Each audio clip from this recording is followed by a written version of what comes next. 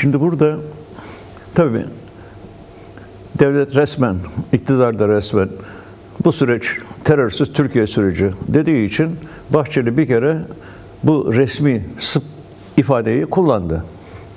Yani terörsüz Türkiye'ye amacına ulaşmak için bunlar şarttır dedi. Fakat kaçıncı defadır çözüm süreci için masaya oturulmuş? İlk defa bu sürece barış süreci ve siyasallaşma adını verdi. Barış süreci ne demek? Çatışan Ne iki zaman tarafın. barış süreci olur? Savaş Durumu. varsa olur. Oysa ki Türk devleti 40 yıldan beri süregelen savaşın savaş olmadığını, terör hareketi olduğunu, kendisinin de bir savaşa girmediğini, terörle mücadele ettiğini söyleyip durdu. Hepimiz buna yıllardan beri itiraz ediyoruz. Yapmayın, etmeyin diyoruz. Bu bir terör hadisesi değil. Bu bir savaş. Ya terörle barış olur mu? Terörle barış olmaz. Kimle barış olur? Kimle savaşıyorsan ondan barış olur. Demek ki ortada bir savaş varmış ki Bahçeli diyor şimdi barış süreci içine giriyoruz. Bunu demiş oldu. Bu nitelik bakımından son derecede büyük bir değişikliği bize haber veriyor. İlk defa Türkiye Cumhuriyeti devletinde neredeyse devleti temsil ettiğine dair izlenim doğmuş olan bir şahıs Devlet Bahçeli diyor ki şimdi bir barış süreci ve siyasallaşma koordinatörlüğü kuralım. Bu çok değerli bir ifadedir. Evet. Çok değerli bir ifadedir. Demek ki bir barış sürecine girmemiz gerekir diyor. Bunun sonucu savaşta karşımızda olan gücün siyasallaşmasıdır diyor. Yani askeri bir nitelikten çıkması, siyasi bir karakter kazanmasıdır diyor hedef. Mükemmel. Biz buna rahatlıkla evet diyebiliriz ve nitekim gerek Bakırhan, gerek diğer DEM Parti temsilcileri Bahçeli'nin bu açıklamasını olumlu bir şekilde nitelediler. Şimdi koordinasyon nedir? Koordinasyon birbiriyle uyumsuz iki parçayı uyumlu hale getirmek demektir. Peki uyumsuz olan parçalar ne? Bugün Türkiye'de bir tarafta devlet ve iktidar, öbür tarafta PKK ve gerilla. Bu ikisi birbiriyle uyumlu değil. O halde koordine etmek, bu uyumsuzluğu gidermekte demokratik bir uzlaşmayı sağlamak demek. Sağlayacak olan mekanizma demek. Öcalan'ın böyle bir mekanizmada koordinatör rolü oynaması ne anlama geliyor? Şu anlama geliyor. Başkan Öcalan 27 Şubat açıklamasından önce yaklaşık bir yıl süren medyaya yansıdığına göre devletle olan müzakere sürecini tamamladı. Müzakere etti. Dedi ki devlete eğer siz Kürt sorununu çözmenin önündeki anayasal ve yasal engelleri kaldırırsanız ben PKK'nın silahlı mücadeleye son vermesini ve ona uygun illegal ve askeri örgütlenmesini, feshetmesini sağlayabilirim. Müzakerenin özü bu. Ne oldu peki sonunda, bu müzakerenin sonunda? 27 Şubat günü Öcalan'ın yaptığı açıklamadan anlıyoruz ki Bu müzakere süreci olumlu bir netice verdi. Çünkü İmralı'dan böyle bir açıklamanın yapılması ancak devletin İmralı kapısını açıyor ve Öcalan'ın dediklerinin kamuoyuna yansımasını kabul ediyor olması durumunda gerçekleşebilirdi. Devlet bu imkanı verdi. Yani Başkan Öcalan'la müzakerede belirli bir uzlaşmaya vardığını ilan etmiş oldu. Aksi takdirde böyle bir açıklamanın yapılması mümkün bile değildi. Zaten kaç yıl ağır bir tecrit yaşamış bir kişiden bahsediyoruz. Bu tecrit devam ederdi. Tecritin bu manada aralanmış olması, 27 Şubat açıklamasının kamuoyuna duyurulması, bu demektir ki devletle Başkan Öcalan arasındaki müzakere netice verdi. Netice verdi. Bu neticede ne oldu? PKK Öcalan'ın talebini karşıladı. Silahlı mücadeleye son verdi. İllegal ve askeri yapısını feshetti. Fakat iktidar devletle Öcalan arasındaki müzakerede varılan uzlaşmanın gereğini yerine getirmedi. Demokratik adımları atmadı. Durum bu. Şimdi ben diyorum ki başkanla devlet arasındaki müzakere sonuçlandı. Şimdi geriye belki arkasında norm dışı devlet denilen unsurların olduğu AKP iktidarı ile PKK ve gerilla arasında bir uzlaşmazlık durumu var. Çok açık. Çünkü iktidar diyor ki önce silahsızlan, sonra yasa. PKK de diyor ki önce yasa çıkar, ben bunun gereğini silahsızlanmaksa yerine getireceğim diyor. Uzlaşmazlık bu noktada. Peki bu uzlaşmazlık nasıl giderilecek? Nasıl demokratik bir uzlaşmada bu güçler bir araya gelecek? Devlet Bahçeli bunun mekanizmasını açıklamıştır.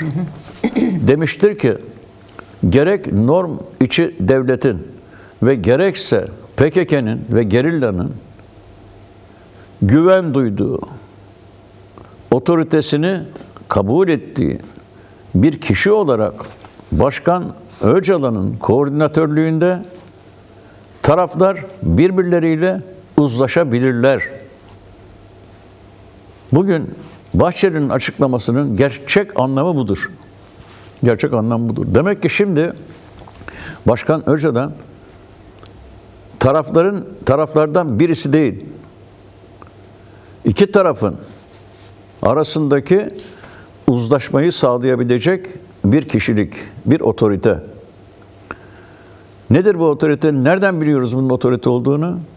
Çünkü şu ana kadarki gelişmeler herhangi bir başka otorite tarafından sağlanmadı. Şu anda eğer bir demokratik uzlaşmanın eşiğindeysek bunlar Başkan Öcalan'ın inisiyatifiyle gerçekleşti. Var mı bir başka kişinin herhangi bir katkısı? Mesela PKK'yı silahlı mücadeleden vazgeçirden kuvvet kim? Yahu 40 yıldan beri savaş sürüyor. 40 yıldır devlet kuvvetleri PKK'yı silahlı mücadeleden vazgeçirtemedi. 50 yıldan beri PKK'yı yok etmek için atılmadık adım kalmadı. Ama yok edemedi. Şimdi ne oldu? Silahlı mücadele sona erdi. Bombalar patlamıyor. Kalaşnikovlar çalışmıyor. Tanklar bomba atmıyor. Kim yaptı bu işi? Öcalan yaptı. Silahlı savaşa son veriyoruz dedi. Son buldu silahlı savaş. Peki silahlı savaşa uygun olan örgütü yani PKK'yı devlet mi yok etti? Hayır. Kongre gönüllü olarak Öcalan'ın önerisini kabul etti ve kendini feshetti. Ya bunları yapan otorite Öcalan. Demek ki taraflardan birini ikna etmiş. PKK'yı ikna etmiş. Gerilla'yı ikna etmiş. Başka? Belli ki bir yıl süren devletle müzakerenin sonucunda devletin bir kesimini de ikna etmiş. Şimdi ikna olmayan iktidar belki de norm dışı devletin etkisiyle ikna olmamakta direniyor. Ama aynı zamanda tarafların arasında bir anlaşmazlık var. Bu da açık bir gerçek. Biri diyor ki önce silahını bırakacaksın, evet, sonra ben yasa çıkaracağım. Öteki de diyor ki hayır, sen önce yasa çıkar, ben zaten silahsızlanacağım. Bu bir anlaşmazlık. Nasıl giderilecek bu şimdi? Kim ikna edebilir tarafları? Kim ikna edebilir? Mesela Özgür Özel'i koordinatör yapsak ikna edebilir mi? Mümkün değil. Erbakan ya da diğer ne o İyi Parti, Zafer Partisi gibi adamlar. Yani bu akıl alır iş değil. Bunların zaten herhangi bir rolü yok şeyde. Bütün bu uzlaşmalarda. Bütün bu süreçlerde hiçbir rolleri yok. O zaman geriye bir tek Abdullah Öcalan bir otorite olarak kalıyor. Evet. Şimdi bu otorite böyle bir koordinatörlük mekanizmasının içinde rol oynadığı zaman ben eminim ki tarafları uzlaştırabilecek formülleri kesinlikle bulacaktır. Neden? Çünkü herkesten çok bu sürecin başarılı olmasını isteyen ve başarılı olması için gerekli paradigmaları, politik ve pratik önerileri yapan insan o. Hı hı. Dolayısıyla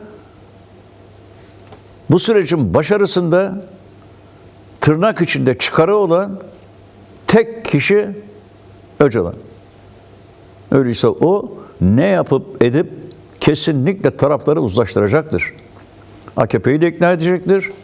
PKK'yı de ikna edecektir.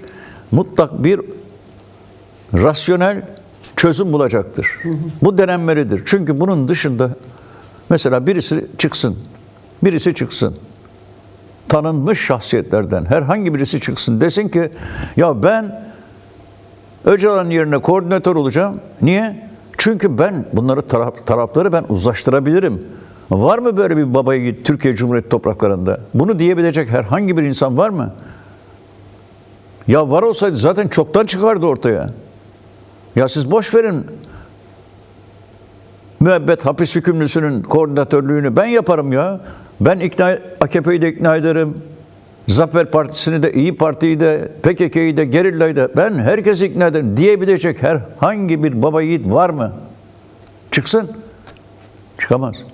O zaman denenmemiş olan ve denenmesi gereken tek kişi Başkan Öcalan. Hı hı. Ben Bahçeli'nin yaptığı bu öneriden sonra durumun yeni bir aşamaya yükseldiğini düşünüyorum. Fakat bilinmeyen husus şudur. Bahçeli bu pratik öneriyi ve çok tarihi öneriyi yapmış olmakla birlikte bunun hayata geçmesi için acaba ne yapacak? Bu sorunun cevabı belli değildir. Acaba müttefikini yani AKP'yi böyle bir öneri etrafında birleştirebilecek mi kendisiyle? Hı hı. Yoksa sadece bu bir iyi niyetli söylem olarak mı kalacak? Bunu bilmiyoruz. Evet. Fakat şunu biliyoruz. Artık bu öneri, bu çıta yükseltmiştir. Gelmesi gereken yere çıkmıştır. Başkan Öcalan'ın statüsü sorununun çözümü için herkesin üzerinde çalışması gereken bir zemin yaratmıştır. Bu zeminden artık ayrılmak söz konusu değildir. Geriye gitmek söz konusu değildir. Bu zeminde ısrar etmek gerekir. Bu çok önemli bir yeni aşamadır. Tuğba, eğer 27 Şubat'tan önce bir gazete, ya Başkan Öcalan'ın en azından arkadaşlarıyla telefonla görüşmesini temin etsek iyi olur deseydi birisi, Allah Allah derdim yani. Aferin. Hakikaten, çünkü yıllardır bir tecrit sürüyor. Nefesi duyulmuyor. Başkanın, adamın biri çıkıyor, tecrit yürürlükteyken, ya bu insana bir hat verelim diyor. Aferin diye alkışlardım. Tek kelime duymuyoruz yıllardır. Ya sen ne hattından bahsediyorsun ya? Zaten hat, statü yok, hat var. Allah Allah, şaştım kaldım yani. Ya karikatür gibi bir şey, biliyor musun bu? Karikatür. Ne yapacak hattı? Onlar bundan telefonda konuşacak. Hat dediğin nedir? Makasla kesersin onu istediğin zaman. Senden, senin kontrolün altındaki bir hatla Başkan Öcalan'ın kitlelerle bağ kurmasını talep eden yok artık. Yani geçti o iş. O dönem bitti. Bu saray ittifakında yer alan AKP'nin görüşü ise senin dediğin gibi Devlet Bahçeli ile aralarında bir uçurum meydana gelmiş demektir. Uçurum. Barış süreci diyor. Yani savaş oldu. Ve barışacağız. Şimdi barışacağız diyor. Bu başka bir şey. Sen terörsüz Türkiye demişsin. Son terörist ölene kadar da uğraşacağım diye yeminler etmişsin. Olmamış. Yaşadığımız hadisenin savaş olduğu bizzat Bahçeli tarafından kabul edilmiş ve savaştan barış süreciyle çıkmamız söylenmiş. Sen diyorsun ki statü yok, hat var, hat verelim. Şimdi bu ilginç bir durum. Şöyle büyük bir mücadele verildi. Mücadelenin sonucunda yıllarca süren tecrit kapısında bir gedik açıldı. Arkasından devletle Öcalan arasında bir yılı aşkın süren müzakere süreci netice verdi. Bu netice 27 Şubat'taki bildiriyle açıklandı. O günden sonra bu bildiri temelinde Türkiye Büyük Millet Meclisi bir komisyon kurdu.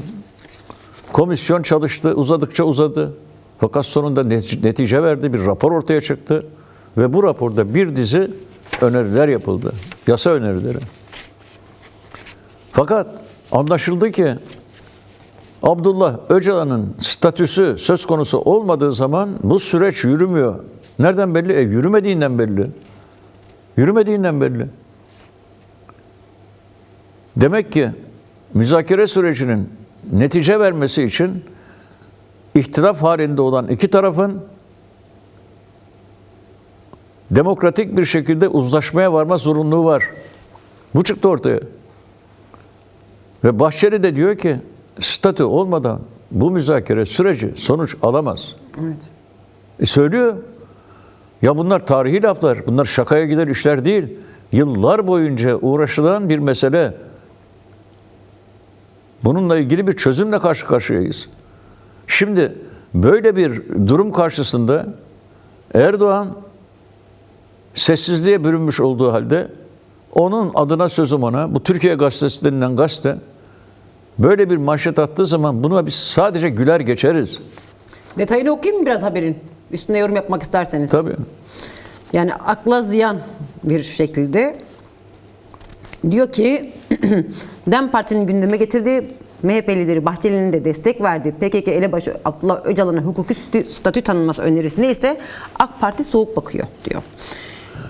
AK Parti yönetimi ağırlaştırılmış müebbet hapse mahkum olan birisine hukuki statü verilmesinin mümkün olmayacağı ve bu konuda bir ayrıcalık tanınmayacağı görüşünde. Şimdi bence bundan devam edin, ardından hemen söyleyeyim. evet, aynı onu diyecektim Peki hocam. ağırlaştırılmış müebbet hapis hükümlülerinin her birine hat verecek misiniz? Ha? Şu gelişmeler olmasaydı, yani 27 Şubat'tan beri yaşadığımız gelişmeler olmasaydı, başkana bir hat vermek ona bir ayrıcalık tanımak anlamına gelirdi. Yasaktır bu ya. Ne hattı? Telefon olacak elinde. Terörist başı diyeceksin. Terörist başının eline telefon vereceksin. Nasıl oluyor bu iş? Bu ayrıcalık. Ama artık modası geçmiş bir ayrıcalık bu. Bu ayrıcalık falan değil. Bu işi yokuşa sürme. Verecekler mi? Hapishanede binlerce ağırlaştırılmış müebbet hapis hükümlüsü var. Her birine bir hat mı vereceksiniz? Hadi oradan. Dalga mı geçiyorsunuz siz insanlarla ya? Ayıp denen bir şey var gerçekten. Ancak AK Parti ara formüller üzerinde değerlendirme Bu mu ara formül? dile getiriyor. AK Parti, yani AKP hukuki bir statü yerine Öcalan'ın İmralı'daki şartlarının esnetilmesinin, Kandil'le doğrudan iletişim kurabilmesinin ve gazeteciler, akademisyenler gibi toplumun farklı kesimleriyle görüşmeler yapabilmesinin önünün açılmasına sıcak bakıyor. Kendi kendini tekzip eden, çelişen bir durum bu aslında. Tam da az önce dediğiniz gibi. AK Parti kaynakları Öcalan'ın iletişim kanallarının esnetilmesinin örgüt üzerine baskıyı arttıracağına da dikkat çekiyor. Ve bu sürecin 3 ana aktörü var. Cumhurbaşkanı, Sayın Bahçeli ve Öcalan. Öcalan için bu statüden daha önemli ne olabilir? Değerlendirmesi yapıyor demişler. Öcalan için ne? Diyor ki bu sürecin 3 aktörü var. Tamam. Cumhurbaşkanı, Bahçeli ve Öcalan. Öcalan için bu statüden daha önemli ne olabilir? Yani zaten bir aktördür. Yani şimdi bütün açıklamada kendi kendine çelişen bir yerdeler hocam. Aktöre bak ya. Evet. Aktör diyorsun. Ya o hapishanede. Öteki iki aktör diyorsun. Birisi Cumhurbaşkanı, öteki AKP'nin baş müttefiki.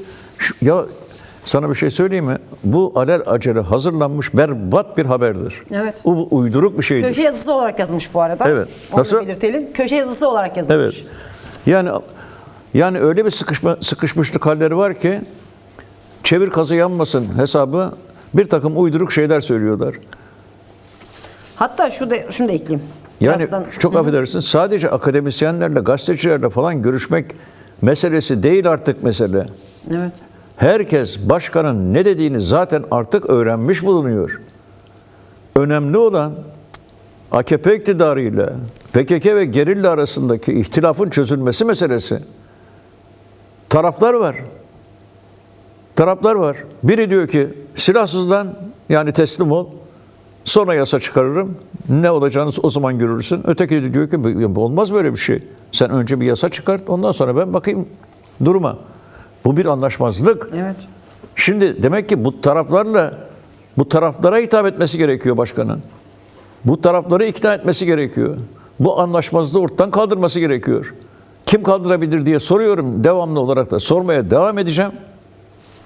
Ondan başka kim yapabilir tarafları bir araya getirmeye, uzlaşmaya razı eder? Kim? Mesela başkan şöyle bir şey dese, önce silahsızlanma, sonra yasa ile önce yasa, sonra silahsızlanma şeklindeki ihtilaf karşısında dese ki ikisi aynı anda olacak mesela. Diyebilir mi? Evet, bal gibi der. Sen çıkart yasanı. Yasa daha çıktığı dakikada bir mekap Türkiye Cumhuriyeti topraklarına ayak basar. Aynı anda olur. Aynı anda. Ne senin dediğin olmuş olur, ne onların dediği olmuş olur. Mesela buna benzer çözümler bulacaktır başkan. Benim tabii haddimi aşar bu. Ama aklıma küçücük bir çözüm yolu geliyor. Aynı anda olsun diyebilir. Ne diyeceksin o zaman? Ne diyeceksin? Şimdi geldiğimiz aşama bu. Bunlar ise bu aşamayı cıvıtmak için işte buna benzer köşe yazılarıyla bilmem nelerle ortalığı bulandırmak için çaba harcıyorlar. Ciddiye bile almamak gerekir. Şimdi ben mesela şu yaşımda Türkiye'ye gitsem, çarşıdan, pazardan bir tane Kalaşnikov satın alsam, bir tane de terziye gerilla elbisesi diktirsem, giysem, ayağıma da make-up'ları çekip dağa çıksam, Nedir bu? Suç. Suç. Ya mesela gerilla Türkiye'ye gelse, AKP Çankaya ilçesine üye olsa, kimse dokunmaz elbette. Yani bunlar teslim ol çağrısı yapıyorlar diye, şimdi teslim ol çağrısı yapamadıkları için Evet. başka kelimelerle siz teslim olursanız biz size bir karışmayız demek istiyorlar. O da olmuyorum diyor. Olmuyorum diyor.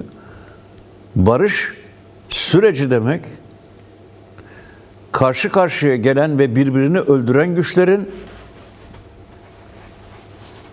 birbirlerini öldürmekten vazgeçmeleri ve bunun karşılığında barışmaları demek. Sen gerillaya karşı bir meydan muharebesi yaptın da onları mahvı perişan eyledin ve şimdi megafondan teslim ol çağrısı mı yapıyorsun? 1000 kere yapmışsın ya. Olmamış. Şimdi neden olacak? Olmaz. Çünkü sen meydan muharebesi kazanmış bir komutan değilsin Sayın Erdoğan. Ortada böyle bir savaşta başarı ve zafer diye bir şey yok. Dünya alemde biliyor ki Türk devleti ile PKK arasındaki savaş pat durumuna geldi. Yenen ve yenilen yok. Yenen ve yenilen yoksa teslim alan ve teslim olan da yok demektir. Yok demektir. Yalnız bu savaş bir iç savaştır. Eğer iki devlet arasında olsaydı bu savaşlar, elbette ki barışın sonunda devletin biri silahsızlanmayacaktı. Herkes kendi devletinin içinde silahlarıyla baş başa yaşayacaklardı ama savaşmayacaklardı. Ama bir iç savaş olunca barış demek savaşa son vermek demek ve düşmanınla barışmak demek. Ama bu barışta elbette ki devlet silahsızlanmayacaktır. İç savaş gücü elbette ki silahlarını bırakacaktır. Bu normal. Ama teslim alınmayacaktır. Çünkü sen teslim alırsan başlayacaksın Kara Kaplı kitabının sayfalarını açmayı. Sen adam öldürdün mü? Asker öldürdün mü? Devletimize karşı kurşun sıktın mı? Gerilla ne diyecek? Vallahi kardeşim diyecek. Devlet benden 2 kilometre uzakta. Ben ondan 2 kilometre uzaktayım. Ben sıktığım zaman kimin öldüğünü göremem. O sıktığı zaman benim ölüp ölmediğimi bilemez. Bu manada suç mu işledim, işlemedim mi? Ben nereden bileyim? Dağa çıkmış, eline silah almış bir insan. İster sıkmış olsun, ister sıkmamış olsun. Türkiye Cumhuriyeti kanunlarına göre isyan etmiş bir kişidir. Evet. Ama hocam, Şimdi bunu karma karışık hale getirerek gerillanın bir kısmı suç işlemiş, bir kısmı suç işlememiş gibi bir numara yapmak demek, yani bu işi karma karışık hale getirmek, içinden çıkılmaz hale getirmek demektir ve kimseye güven vermez bu. evet. Senin yapacağın araştırma, kimin suç işleyip kimin suç işlemediğine dair araştırmanın adaletli, hukuki, vicdani olacağına hiç kimse inanmaz. Türkiye'nin haline bak ya. Ya bu Türkiye'de yargı neler yapıyor ya? Yani gerilla gelecek, binlerce insanı hapse atmış olan bu yargının önüne çıkacak, suçsuzluğunu ispat edecek, iyi mi? Ya bunlar akla mantığa aykırı şeyler. Sen dağdan inen herkesin özgürlüğünü sonuna kadar temin etmekle yükümlüsün. Başka bunun çıkarı yok. Kim olursa olsun, hangi rütbede olursa olsun. Sen bu ayrımı yapamazsın. Ayrımı gerillanın kendisi yapar. İsteyen dağdan iner, istemeyen başka yere gider. Buna sen karışamazsın. İnenin suçlu mu, suçsuz mu olduğunu değerlendirmek senin işin değil. Çünkü sen barış masasına oturmuşsun. Sen mahkemede değilsin. Karşında suçlu mu, suçlu olmayan bir gerilla var. Sen de hakim ve savcı. Böyle bir durum yok. Barış masasında, barış masası mahkeme masası değil. İki eşit haklının uzlaşma, anlaşma, uyum sağlama masasıdır barış masası. Evet. Ya bunları artık Tam da oradan çocuk almak bile lazım biliyor hocam. ya. Şimdi